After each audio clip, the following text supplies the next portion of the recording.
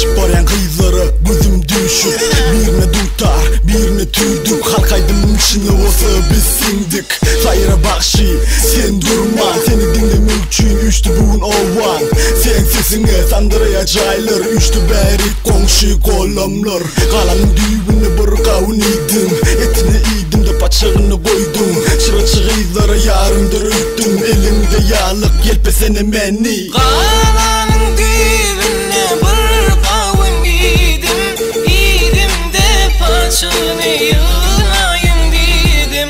Şol baryan gödele yarımdır dedim. Eline yağladım yelpeseleni. Elimdeki gitar del bul dutar. Elimde Gucci del tepek bilen don bar. Önümde gutun bulak kuyudan su çekti. Kısık duran köynecik buduma çöktü. Kalanın düğüne kavunu kelle giydik. Nerede gören zatımız darma koydur öydük. Güzeli kızlar düzüllü hatırı. İçinizden biri gerek bu gecelik yatırı. Kumlu gelin çip yanağın mengli. Benim bu bolşum senin için gen mi? İnce bak yen bilen gör oğlun gelli. Elinde yağlık yelpeselendi. Kalanın düğününe bir kavun idim. İdim de paçağını yığılayım dedim.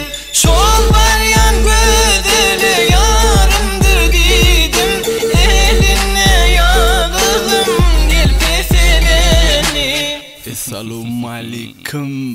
Bu gece maşinin düğünü. Bağızda kabala sünye her ömrümde. Yeah, Türkmen mana çudu.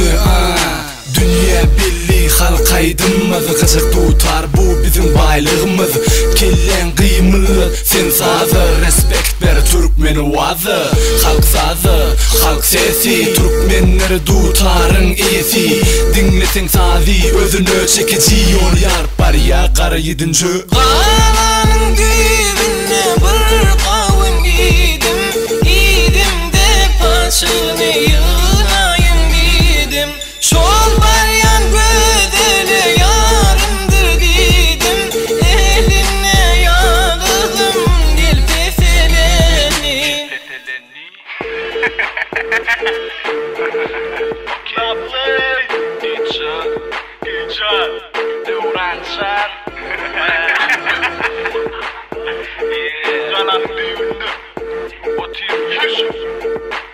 Ana bu kavunum yedim.